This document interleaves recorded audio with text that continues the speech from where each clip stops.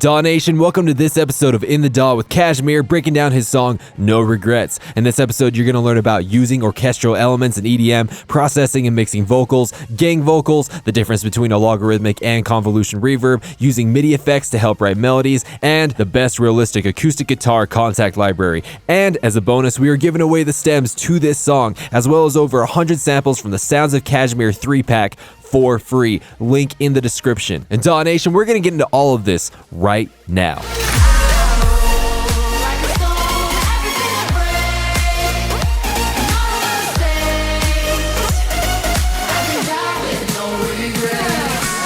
Yeah, how did you process the vocal? You somehow managed to, especially with the reverb and stuff, managed to sort of add reverb without making the vocals sort of disappear and stuff. The way that I do all my projects, they're split. Typically, I have a separate project for the breaks. I have a separate project for the drop, and then a separate project for the vocal. Because in this project, they're just I just have the bounce. But that's okay. I'll pull it up right now. And so you got the vocals with Cruella. Did they process their own vocals, or did you do the majority of the processing? They did some processing. I usually like to get things dry, and there was already a demo vocal of somebody else who had tried singing it, and that was really, I loved it, everybody loved it, so a lot of work went into matching it, and I actually used Pro Q3, the Match EQ feature, but I'm not sure if you guys have done it. If you use that alone, it can give you some really crazy peaks and valleys in the frequencies that maybe for one line will match it.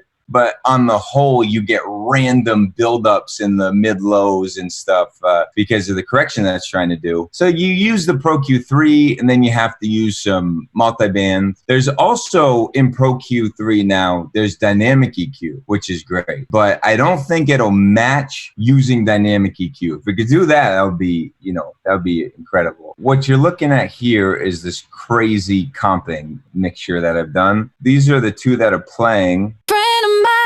I get lost on the highway, the wind keeps taking away. They all say I won't be happy where I end up. So, yeah, it's just a crazy comp shot, and Ableton's no good with comping, so you have to make multiple tracks. You have to drag things in quite a bit. I have just a little bit of auto-tune going. I first of all melodize everything. I don't like to just leave it to auto-tune, and when I do put auto-tune on, it's a pretty slow speed. Let's see, we've got Pro Q3 doing absolutely nothing. This was a separate recording session, so I did have to do some work on here, if I remember correctly. Oh, yeah, it looks like I used Ozone's match. Ozone's match, actually, you know what? Now that I'm thinking about it, in the end, I liked Ozone's EQ match more. So here you have that, and then you have some de-essing using RX. Then you have the CLA 2A.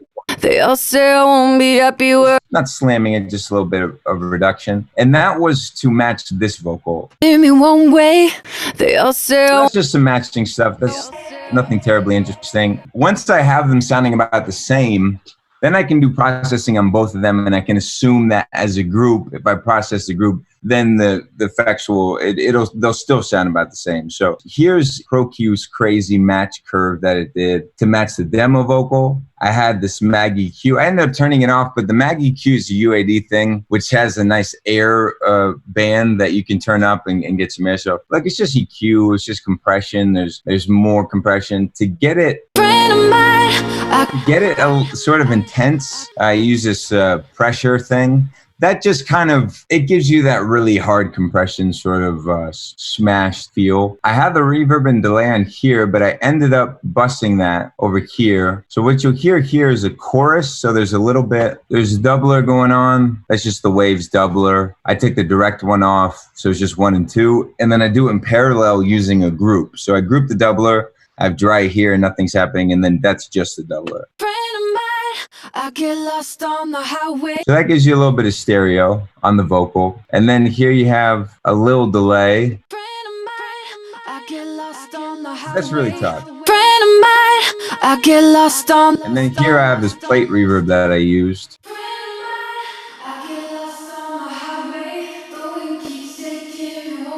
So I use Pro R for that. Pro R I don't always love, but in this case I liked it. So that's where you have on the vocals. I get lost on the highway, the wind keeps taking me one way. know, honestly, if I was a little more careful, I probably would have done something like putting a glue compressor after the delay, side chaining it to itself, you know, just to get it out of the way. That would have been smart. I didn't do that. The delay is so low that maybe it doesn't even matter. So, okay, so now that's the verse vocal. So I roll like a stone, hands up in the air. I don't wanna care. So that's Yaz singing mostly the lead on it. And then these group vocals, these came from the original demo. And these are really what make the chorus sound big. So I roll like a stone, hands up in the air. I don't wanna care. And you can see it's play with it. There's a lot of reverb. There's really no way to fake that except to record a bunch of people. But something does get very close. I didn't use it in this case, but for everyone out there who's wanting to create a big, you know, vocal group kind of feel, this thing by Antares, this choir, it's like a vocal multiplier, and you can set up to 32 voices. And you might not be able to tell if I do it on this big group, but if I do it on the lead, let's see what happens when I put it on the lead. So I roll. So we got that, now put it on the multiplier. So I roll like a stone, hands up in the air. And you can play with vibrato that's on it, the pitch variation. So I roll like a stone, hands up in the air. I don't wanna care. And you know what? A lot of people want to go really wide when you're creating a crowd, but there's something about actually reducing the width that can make a crowd seem farther away because they all came from one place. And when you can make out something being distinct in your left and your right ear, it can sound closer to you. So that's a little tip for doing groups, to maybe actually sort of compress the stereo image of it, because it sounds like a big horde of people coming from one particular place. I found that to be useful. Or you can mix and match. You can do some in the middle and some on the outside. If you can record like 3 people even at the same time to get that gang vocal, that helps too. You hope everyone has decent pitch, because the second that you're recording everyone at the same time, you lose all ability to really pitch correct. There's one called like crowd chamber or something. So here we got the chorus. So I roll like a stone, hands up in the air. I don't wanna care, and I'll die with no regrets. I roll. And it's subtle, but when you get to the drop, it's the track is not shuffled the whole time, but on the drop it is. So I had to go in and make all these little warpings to make the vocal feel shuffled over there. Like a stone, hands up in the air. On the second verse, we have this is where maybe it gets interesting with the effects that are being done, because there's more automation in terms of the delays that kind of come in and come out. So I'll let you listen. Friend of mine, we've had heartaches or hurt bad, but no, I won't turn the clock back, 'cause one day we'll know. Delay, and after the delay I put on this thing called Space Strip. It's just like a little suite that offers you some modulation, some kind of chorusy sort of stuff.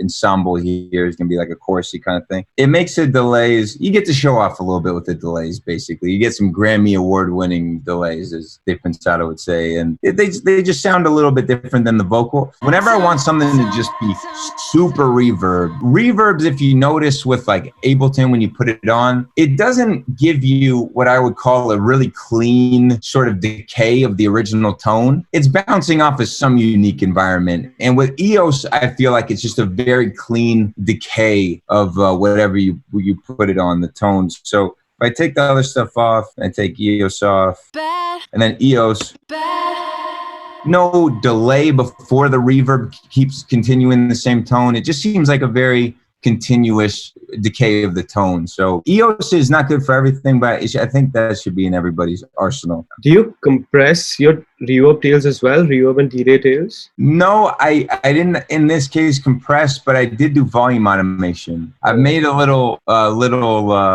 what do you call it, a macro or whatever here with the utility, because I think when they give you infinite in both directions on the utility, or 60 dB or whatever, it's just not really practical. So I just made this little thing and I mapped it to +10 and -10. You hear I duck. But no, I won't. Really just when the next line is coming in, I duck. You just manually like dug the tail so that it just goes down and comes back up when the other parts coming in. That's right. So it's at -4 and it loses another 4 when the vocal comes. So that's just manual gain writing or volume writing. One day the sun will not rise. We don't got The guys who do it right automate on delays, like or even reverb in some cases. You could have a small amount always playing, sure, but when you want a big reverb, I think it's really the most impactful when you automate it, because you're filling up a certain space that didn't exist before at that moment. So I think reverb is a great way to put emphasis on certain lines. You see that a lot in pop, but sometimes in EDM and hip hop, people just just kind of leave it on. But I think automating is the best way to use reverb, to have like a tight, subtle reverb constantly, and then a big reverb on certain things. I found is the best. When she does that big line, she riffs on Love of Mine, I think it puts more emphasis. I noticed you're using the racks as like a dry wet. Is that just a workflow thing to give yourself the option of processing the dry separately, or? That's right, and it's kind of my version of a send and return. I have some phobia about send and returns. I just hate this idea that I'm going to need one reverb that works for everything or delay. I just have some phobia about it. And I know all the pros of using sends and returns, but I still want the dry wet functionality, but I do it with that. Do you like use different reverbs for like different elements? Is that like what you're trying to say? If now using one reverb for all the elements in the mix? Yes, oftentimes the lead vocal on the verse and the lead vocal on the chorus, for instance, I'm probably going, at least to start with, I'm going to copy and paste the same reverb. So there's generally a fair amount of consistency. They're mostly the same. There will be certain cases, like with this echo, that I could use a different reverb on. And I'm looking for a specific effect, so I'll just use a different reverb on that. Don't these reverbs clash with each other? For example, you've layered two elements on the same time, and they both have a different reverb, or you're using the same reverb on both the elements? Like my lead vocal, and let's say there's some backups, like there's like certain lines she records a left and a right side, so a couple lines pop out with the stereo. She does 2 extra takes on those lines. Those are all getting the same reverb. If there was an echo or something that pops out, I don't think that it's bad for that to have a different reverb. I think it's going to be most useful if they're especially different. If they're both a long haul reverb, I don't know if it's really bad, but it's not really effective. If you use a smaller reverb and then an element comes in with a longer tail and feels like a bigger space, that will stand out more. You know, there's a really good example of actually a hip hop song, you know, the one that's like Ra with the Ma, Hamdulillah. They do such amazing reverb and echo automation on that. There'll be some lines, like every verse he does, there's like 3 words that pop out with that crazy reverb. And it's so awesome. And if they had done it the whole time, it wouldn't be awesome at all. It'd just be a big mess. But it feels like, you know, the more different they are, your brain is really able to distinguish these 2 different things in different spaces. Yeah, I think different reverbs is okay. Generally, you guys agree with that? What's your take on reverbs using different reverb? Me personally, I tend to view it in like small room and big room are fine at the same time, because you got like dry could be where you are, small room might be slightly away from you, and then like a long tail's obviously in the distance, so there's some separation. But otherwise, yeah, if they're very different, like a weird convolution reverb and then a more realistic one, then they certainly stand out. But yeah, I mean, I tend to try not to overcomplicate reverb, but then yeah, they do definitely have to be normally like one small, one big. I'm the same way. I love using multiple reverbs, and the reason why I'm more of a sound design choice rather than putting something in a space kind of choice. So like when we did the Clockvice episode, he did, oh my gosh, what that guy can do with reverb is insane. How like one bass is going to explode into a reverb and then suck back up into no reverb, and then there's another type of reverb. When done tastefully and like in a sound design sense, it like just takes you through this journey. I think it's really all about contrast. When you're talking about the guy sucking the reverb into a very dry sound, the reverb cuts off and suddenly you're in a dry sound. I think to your ear that puts so much more emphasis on the dry sound. Reverb introduces a lot of kind of like far away on the side perception to your ears, and then to come in with something dry. The dry thing before that whole reverb trick may have not sounded particularly impressive, but it sounds so much more so after the reverb. Reverb is just a great way to make contrast. I mean, reverb is smearing everything. I think it's a great contrast to put emphasis on the dry things that you have. Reverb more and more as something that you almost treat as another lead when you're doing drops. I think that's become more something you see in songs, like in dance songs. For people even to print the reverb and then do all kinds of volume automation on it, or to leave it as a channel and do volume automation. And you could have a relatively simple melody that on its own sounds boring, but you're creating this continuity between it, because for every space in the melody, let's say it's a fairly sparse melody, but a lot of cases using reverb, it's an uncomplicated way to make a simple melody work. Kind of what I'm getting from all of the layers that you have with your vocal. That's where you spread stuff out. That's where you put effects on. That's what all you do. But your main vocal, your lead vocal, just to nail the nail in the coffin, it is mono and it is up front and there's no effects on it, right? Yeah, absolutely. That's the song. The other stuff is sort of, just to blend in with the rest of the track and put it in a space. But yeah, it should all, before you get to any of that, you should really always be happy with the compression, the EQ on your vocal. And that alone should kind of, do okay. I think it was Steve Duda, he said he wishes people would use more delays and reverb because it's cleaner. And I do know what he means by that. There's something about using delay that you'll find you have to use less reverb, I think, to accomplish what you're looking for. Friend of mine, I get lost on the highway. So first things you'll hear is like a little atmosphere. This is just atmosphere. So little just kind of ditties. I think once you've gotten the chords of the song, you've gotten what the melodies are, then you start adding the ditties, and I think that's always a really fun part as a producer. Guitar, that doesn't come until later. So really we just got piano. Friend of mine, I get lost on the highway. The wind keeps taking me one way. They all say I won't. I believe this piano was given to me by the people who wrote the song, but I use another piano later, and I'll show you what my favorite piano generally is to use. Is this the Giant? And it's so underrated. It's so good. This thing is really great, and I put it on Giant Pop. You just hear.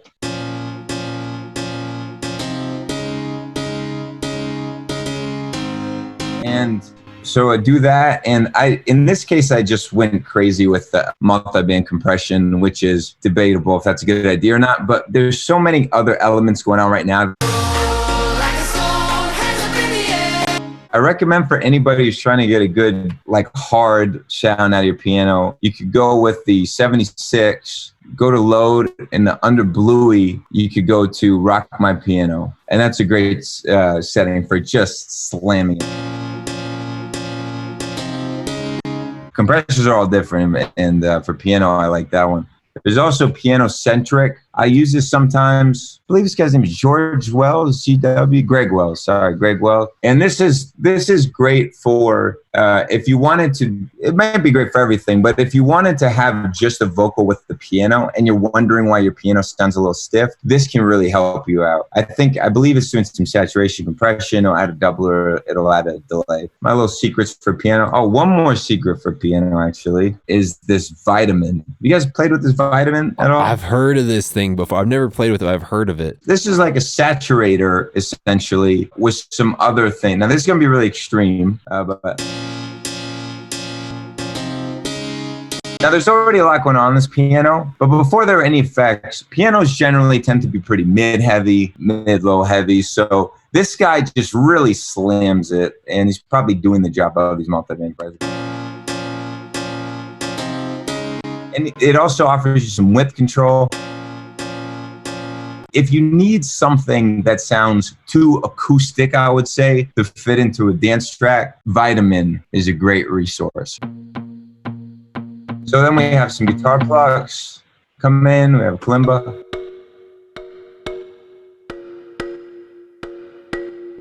I always love the kalimba, and it's kind of to a detriment because I know they're so cheesy, but so we have a little pack going on, but I think the real shining star of this section is this guitar. And this guitar comes from Contact, and it's this strummed acoustic from Native. The session guitar strum acoustic. And it's a little bit limiting if you want to create your own patterns, but what they do offer you just sounds great, like right out the box. They also offer you a bunch of presets. Some of them have doubling, some of them don't, but this thing really just sounds like a ready to go record right out the box. So is it like the auto chord function all on this one? Yes.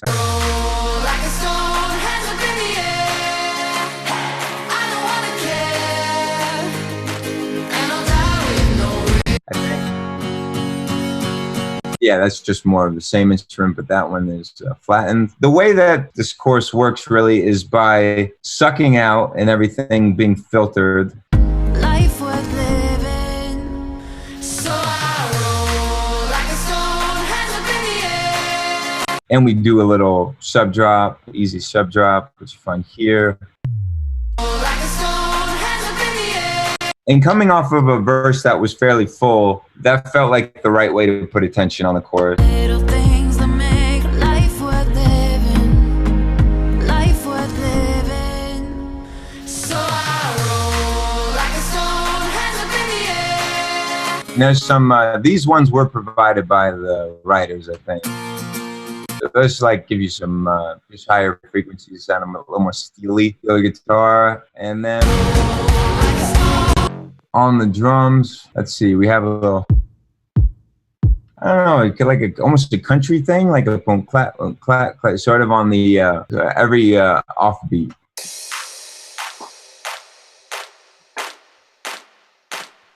And then for the build, we introduce these orchestral drums.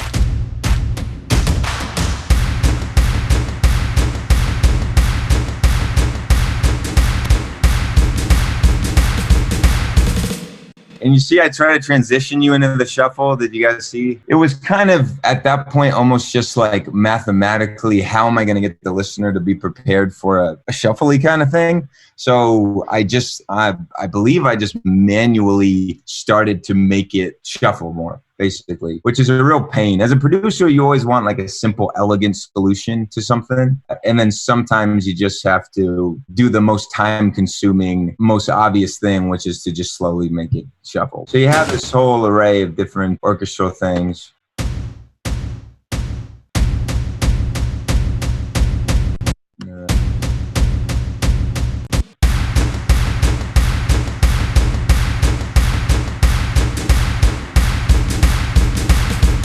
One thing I'd recommend with orchestral drums is, especially if you're using ones from Contact, really tame the release on them all. Because that low end, it's such a ugly, difficult thing to deal with. Like the low end on orchestral drums is so boomy and confused. It's just a lot of rumble. I've tried a lot of different things. I've tried taking out the lows, but then you sort of miss what makes it an orchestral drum and feels big. The thing I do the most is to shorten the decay, you know, the release on the drums, or you could open up Alloy. You guys use this ever? I haven't forever. I think ever since like Ozone came out, I kind of ditched Alloy. Okay, so you might like that, but this is this could be accomplished with really any transient designer. You just go to multiband and you put the sustain down on the lows.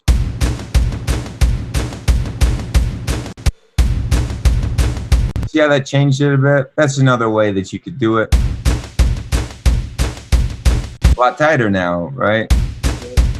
Maybe too tight, but yeah. There's another, this is sort of off topic, but there's a great transient designer that I just got. And it's really just a transient splitter. So you set a certain, it gives you more controls than I've ever seen with the transient designer, and you set a certain threshold that you're going to determine as the transient. So I'll turn off the sustain that's here on the right.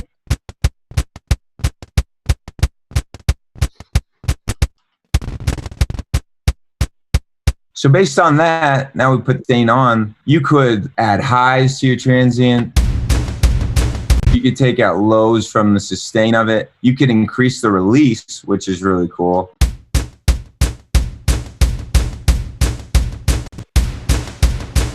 So this is, in my opinion, the most versatile transient design, because it's not just like, oh, you want to make it more clicky. It's not just that. It really splits the two and gives you control over them. Also, are you using any sort of compression on the bus? For example, like as I see, like you've grouped all the orchestral drums that you have on the build-up. So like, have you like compressed them together, or like you've applied individual compression on the elements? Nope, not really. I've done some EQ. To be fair, I would take this project and stem it out. I did take this project and stem it out and then do a mix there. The reason that I'm not showing you guys that one is because you wouldn't really see all the different elements. It would be at that point condensed into just like 10 stems. So I wouldn't be able to open up the different instruments and stuff. I do a stem mix after this big project where everything is still individual. That's not to say I don't do compression along the way. In this case, I was just kind of lazy. And I figured sometimes I'll just kind of rush through things and I'll say, you know what,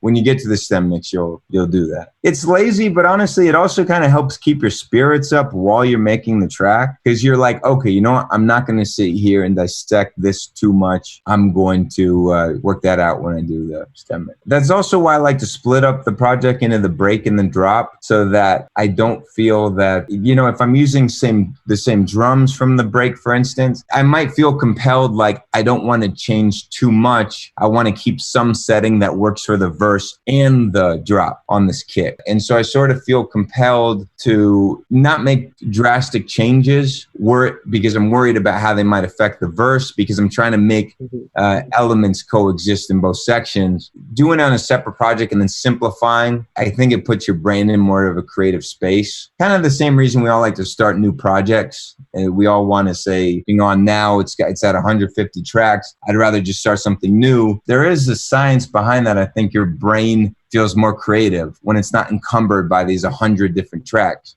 When it's at 100, 150 tracks, this whole thing is like juggling a big math equation. And the more often that you can simplify something down, let's say I was working on this, it was a whole project, and I just make it the drop and I save that as a new project and I delete everything else. My brain is able to wrap itself around 15 elements now. And I'm more in a creative headspace where I'm thinking creatively and not juggling.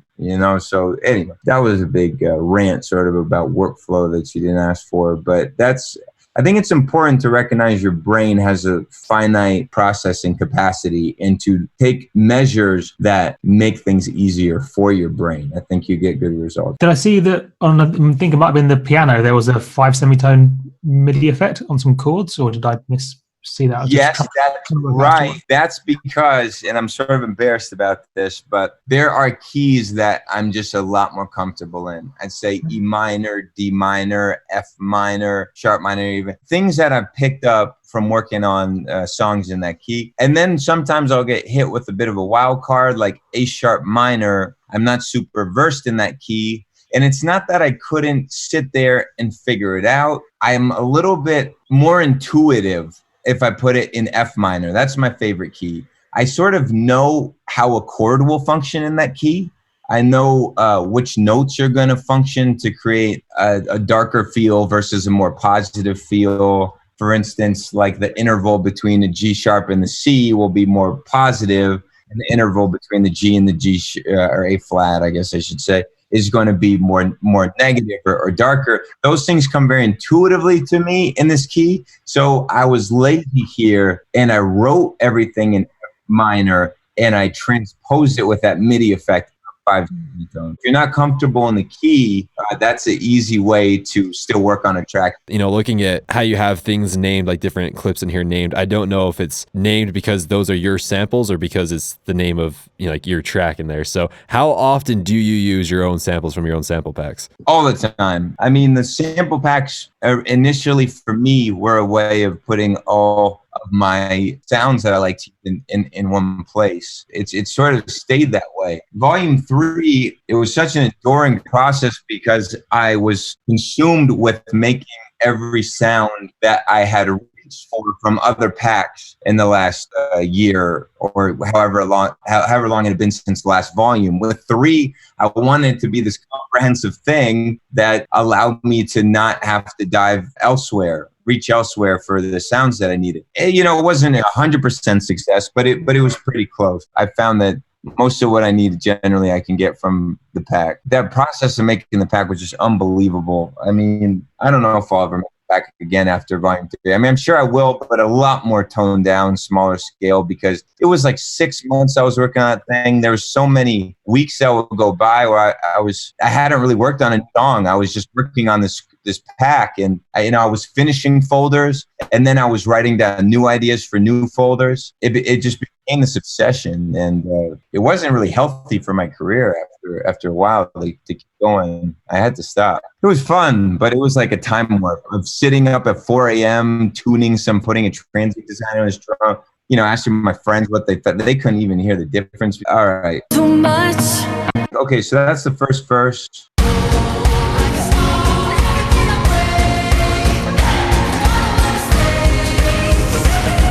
Yeah, and then I have this break 2 option. Another thing I just want to mention, if it makes producers out there feel better, I create so many different versions of every song, like so many different breaks and.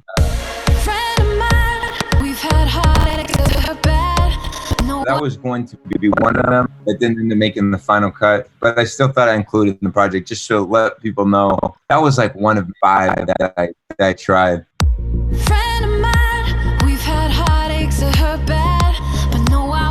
The version on break 2 that I ended up going with was this, I'm not sure what you guys call this like kind of retro wave or synth wave, which is a sound that I'm a big fan of. I used Arcade to get this atmosphere. You ever play with Arcade? I've heard great things. It is great, yeah. It's kind of like Exhale. Basically, they'll offer you a little family of sounds, and they're usually atmospheric kind of things, or like little riffs. And in this case, I used it, get together.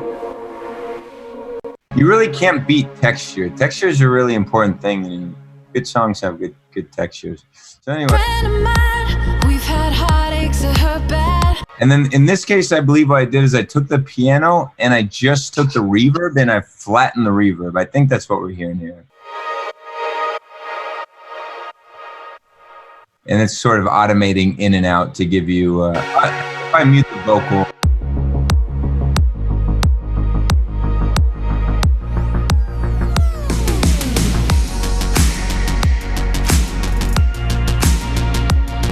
You got a little.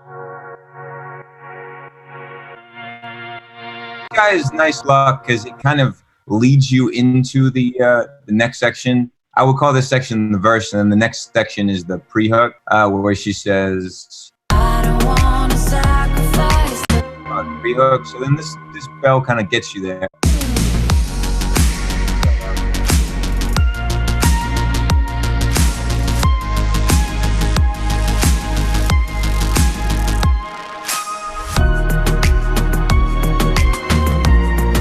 It's kind of breaking the chords up and then doing some extra notes to lead you into the next chords. So there's that. There's this bass.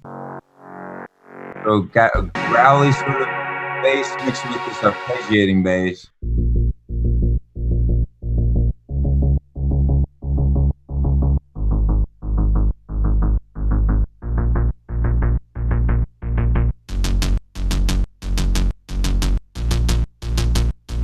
Nothing really makes you feel like a synthwave thing, like a bunch of toms, these kind of hard 80s sort of toms. In the pack, in the Sounds KSHMR Volume 3, there's a bunch of toms that come in families. So you get a high, you get a mid, and a low. And I took these and put them in drum rack. I panned one to the left, one in the center, one to the right, put some reverb, and then I smashed it a little bit with a multi-band compressor. And I think that, in combo with the snare, gives you this nice fill. I didn't find too many places to do this, but this was the one place where I got to do my sort of orchestral stuff. I really love including orchestral things in tracks. This one didn't really quite fit for most of it, but I did get to do this.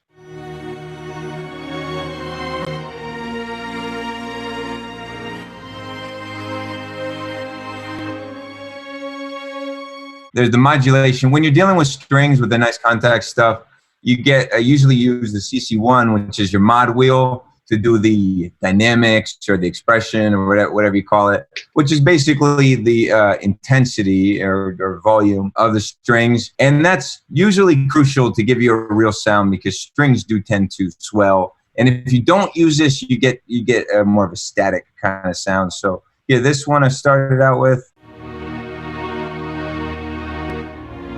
This is just a string ensemble. This is a higher notes, same deal. Nothing particularly crazy there. I think the solo ones are always really nice because they'll have a great legato. They usually put work into legato.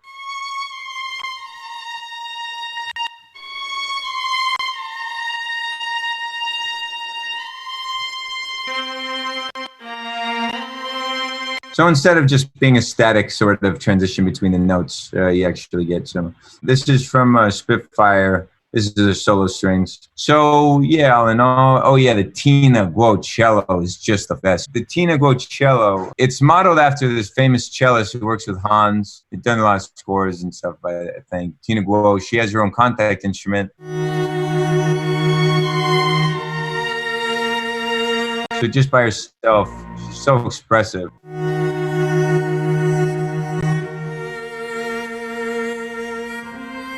You're gonna inevitably have some bigger string section things to make it sound full. But if you can add a little detail like that, like one solo, then your ear will focus on that and it'll hear the nice vibrato from that. It'll hear the nice legato from that. I think that's how you can make it feel extra special. And not just like you used a big string pad, you know, that could have been from anywhere. If you put like a couple solo voices on it, that tends to make it really nice. Just a question about the strings. How do you usually place them in the mix in terms of the spacing? And if it's under a vocal, is there any specific EQ that you add on it? For example, you know, if a vocal is playing a certain frequency band, so do you cut that out from the strings, or you just let it be the way they are? I don't think you always need to cut. And at this stage, I hadn't cut anything of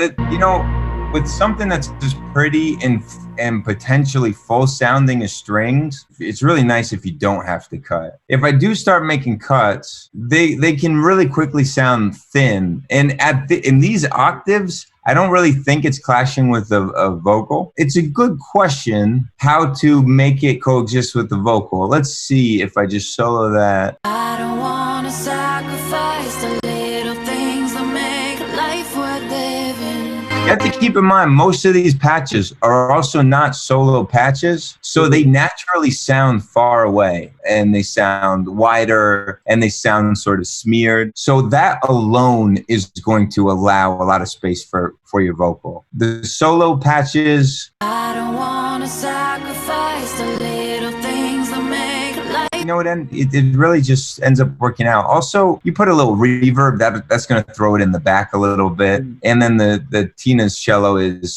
such a lower octave that it's not a problem. There have been tracks where I really fuse orchestral instruments with other dance elements like synths and things and I did have to get really abusive in those cases with EQ and saturation to really carve out just what the strings were going to be doing. What kind of a reverb are you using on the strings right now? Like, is it like a plate reverb or a hall reverb? Because you're really pushing a few, the solo ones, you're pushing them behind. Well, to be honest, these patches are going to come with, you wouldn't even say reverb, but they're recorded proudly in some space. They always like to talk about how it's recorded in this cathedral or in this, you know, in this hall, particular halls. So you don't really need to add a lot more reverb of your own. In the cases where I did add a reverb, it was not done very intelligently. It was just slapping Ableton. And this was really just, I wanted to push it farther back. And you could say that's really unprofessional or whatever, but you know, it pushes it farther back. And it's really not so that you hear it in a space. Honestly, a lot of what I'm doing is probably, you know, with the dry wet going up is making it conform to this, the filters that it has on it. And that's probably part of why it gets put back. It gets smeared, and then these various filters as it's becoming more and more just the reverb signal, these filters are subduing its sound.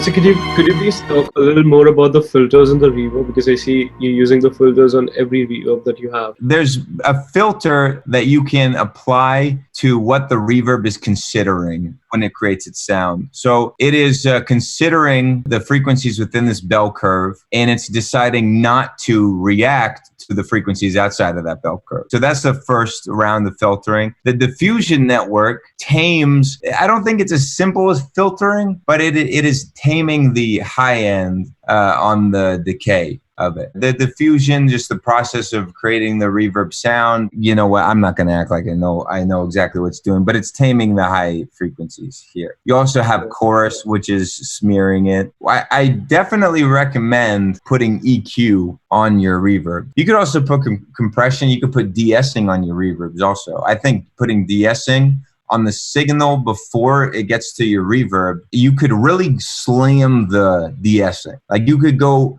harder on the signal that's going to be fed into the reverb with de-essing than you might want to go on the actual dry sound that's front and center. The signal being fed to reverb, I think you could go really hard on the de-essing. And really, the reverb is so smeared that you can really punch it and kick it and de-ess it and do whatever you want to get the reverb sound that you want. And you don't have to worry that it's going to sound unnatural. I mean, reverb it's so cloudy and smeared that you have a lot of room to abuse the signal that's going into it on your return channel. While we're still on the topic of reverbs, have you ever used the Max for Live Convolution? No, I haven't used it. Is that new or is that? No, yeah, that's been there for what, since 8, since 9, since. Yeah, it's been around since 8 and before, I think. Yeah, it's my favorite reverb by far. Let me put it on something that you'll be able to really hear it. Here, I'll put it on this, and I'll take the reverb off of that for now. Okay, and then what? Just the Pro? Am I a Pro or the Pro is a little bit higher quality, but it's worth noting it's still technically, compared to some of the other Convolution reverbs, it's technically lower, quite a bit lower quality, but it's got quite a nice, unique sound. And you can also drag in your own impulse, so you can drag in like textures and drum loops to create this kind of rhythmic reverb almost. It's really cool. Is that right? So I understand sort of the idea of modeling an impulse responses, modeling that off of audio, but convolution being based off of a drum loop or so. You can literally, in that impulse window bit, you can drag in literally any shortish WAV or AI FF you like. And in fact, if you don't have any to hand, if you go to the type and change it to experimental, there are a whole bunch of really weird impulses. I just wanted to hear it, first, just kind of as it's meant to be.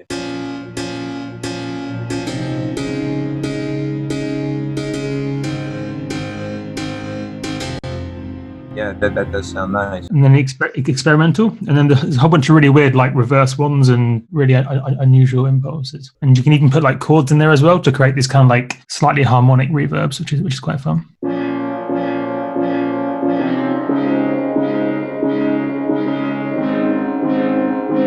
The one that really gets me, the type in there that really gets me is called Demon Delay.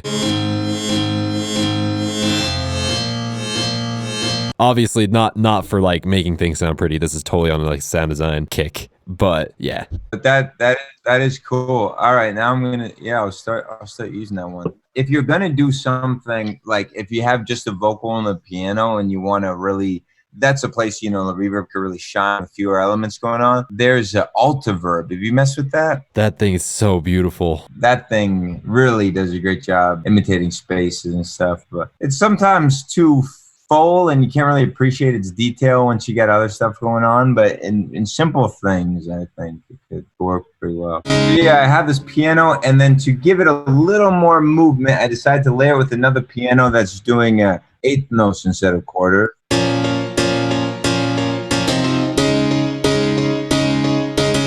And that gives you like a kind of like I need a dollar, what I need. Soulful black guy is singing about the city. Did this track take you roughly? September, 5 months, like, but you get most of it done, and then little things come up, and you know how it is. Yeah, and that distortion that you hear, that is trash at work because getting I actually liked how it sounded having a bit of reverb fed into the distortion, but whenever the main melody stops, that distortion brings the reverb up and granulates like you heard. So yeah, I don't use trash a lot, so I'm sort of limited to being kind of like a preset guy on here, but I found a preset that I like. Here's how the group of leads sounded before.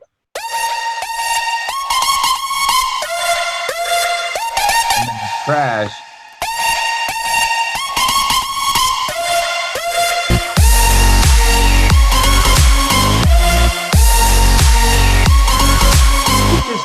Honestly, these days, I like to not find the perfect lead necessarily, just take something decent and then throw a lot of distortion and things to make it interesting. Like you take something, you're like, okay, this is fine, but I'm just going to like wreck it with distortion and saturation and see what comes out of that. Almost treating that as part of the initial sound design process. You got this lead, then have a supersaw layer.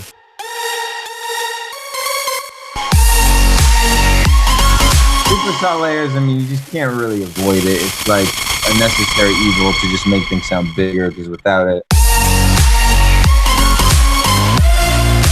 huge, almost, it's like a choir of synths. And these things are down here. They're fairly dry. I just felt that when I was like A&Bing on laptop speakers, it seemed like it was missing some warmth. It sounded a little thin. So these guys, sometimes I'll just insert these. They can be dry, and they follow the melody and just give it a little bit of body. So that's what those guys do. Then I think also it's important when writing these melodies that you put emphasis on certain notes and not on others. I found for me that helps make melodies feel a little less stagnant. So in this case, you use vocal chop. Only hits the first two. So when you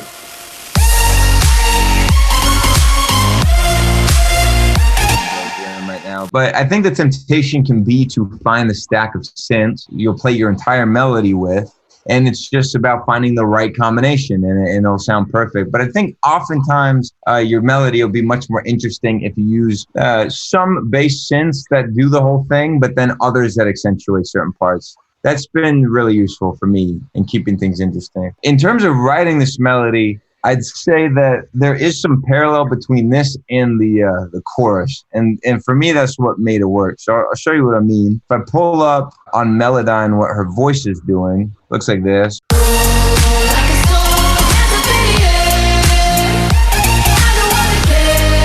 She does F between this E flat and then the C. So that seems to be the theme in what she does. Da da da da da. And in the melody, we sort of take that and then we run with it, and we get da da da da da da da. So it's sort of taking something you're already familiar with. Sometimes when I'm making a track, I try a bunch of different melodies, and I kind of always get led back to some sort of drop melody that takes inspiration from the chorus or some other part of the song. There you go. We got drums. This uses one of my favorite loops or favorite folders in the sound pack, which are these vintage soul loops.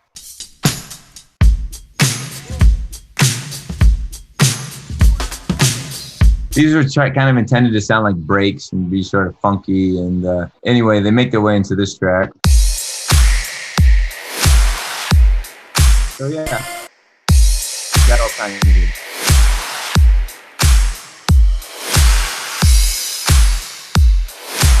I'm a big fan of everything sweeping all the time to sort of pull you into the next section or pull you into the next clap. Let's see, we have bass. Why I need 4 basses, I really don't know. But,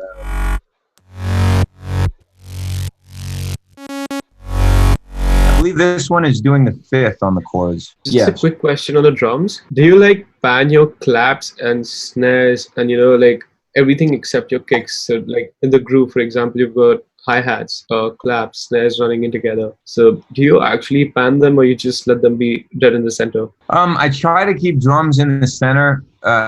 it can be tempting to push them to the side, but I find that after you've put a lot of things on the side, synths and so forth, it's really nice to have your drums in the middle as a thing that sort of senses it. Now, whatever stereo image came with it,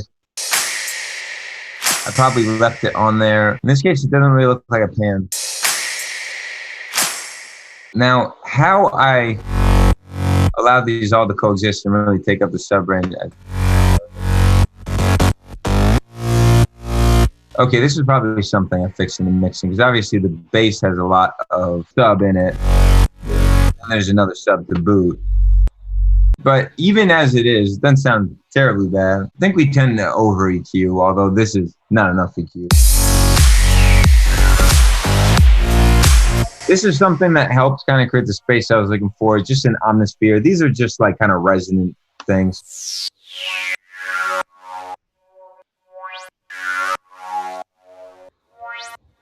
Just little blips that give you some atmosphere.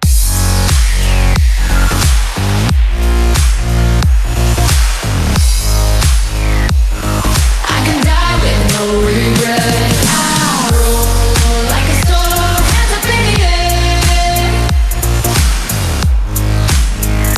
air. A lot of crashes and things like that, you know, giving you the high end that you need. Then there are hi-hats that come in here. Yeah, so you have a shaker and a hi-hat, and I think the shaker is taking, okay, so finally we have some panning. I was not even playing, okay, no panning. I like the shaker and the hi-hat combo because the shaker is a little bit softer on the attack. It's not got such a transient, so I think the two kind of coexist nicely to give you the transient, but also give you kind of like a softer, high-frequency noise that's giving you rhythm. It's pretty straightforward, and all the magic is being done with the synths and going through the trash. And then I have some layers that don't have distortion on them, because I'm sure you guys know when you add distortion to things, it can make it sound bigger, but in some ways sound a bit smaller, as it sort of reduces the fidelity of your noise. So you can wind up with something that sounds kind of thin. It always seems like some range of frequencies ends up getting lost. So I go in with the dry warmth, these guys who are providing the warmth, you know, the dry ones are doing the lower. We all really, really appreciate you coming on and doing this, dude. Did you have a good time doing it? Sure, yeah. Fun to talk to other producers, and honestly, I wish I would have heard more from you guys. I'd be curious to get some tips from you guys for next episode. Next episode, we'll unleash it for you, all right? Sure. Cool.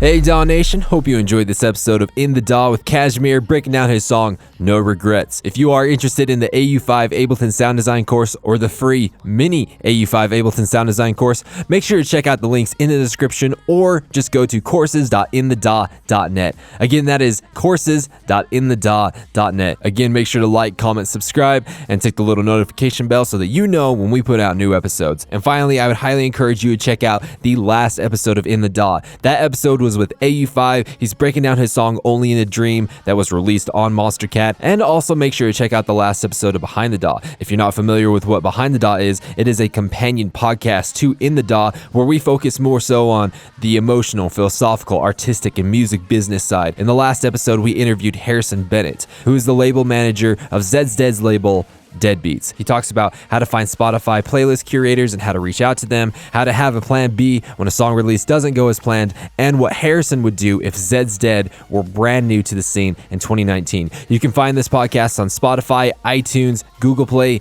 Deezer, SoundCloud, and basically anywhere else that supports podcasts. And finally, DAW Nation, make sure to download the stems from this song that we broke down with KSHMR, as well as over 100 samples from the Sounds of KSHMR 3-pack. Link in the description. But DAW Nation, let's hear the final word from our sponsors. DAW Nation, imagine if you could learn extremely innovative sound design from a legend. Imagine 5.5 hours of mind-blowing, in-depth videos explaining and exploring every detail on how to get the craziest sounds that no one else is making. Imagine being able to walk away with all the effects racks, instrument racks, and project files that are handcrafted by someone that has producer credits with Monstercat, BT, Infected Mushroom, Virtual Riot, Illenium, Seven Lions, Alsla, and so many others. Now imagine all of that power being at your fingertips just a few minutes from now. Well, DAW Nation, what I just explained actually exists. The In the DAW team collaborated with AU5, the sound design legend himself, to create the AU5 Ableton sound design course. Again, as I mentioned, it includes 5.5 hours of videos illustrating the most innovative sound design techniques, plus all the instrument racks, effects racks, project files, and we even included a full walkthrough and breakdown of AU5's newest EP, Energize. Right now, we're running a $50 off sale for this course, but this is a very limited time offer, so I'd hop on it right now. But if you're just not quite sure it's what you want, then make sure to check out the free mini AU5 Ableton sound design course. This way you can get your feet wet and see the types of sounds that you could be making today. There are links in the description for both the full course and the mini course, or you can go to courses.inthedaw.net to get more information. Again, that is courses.inthedaw.net.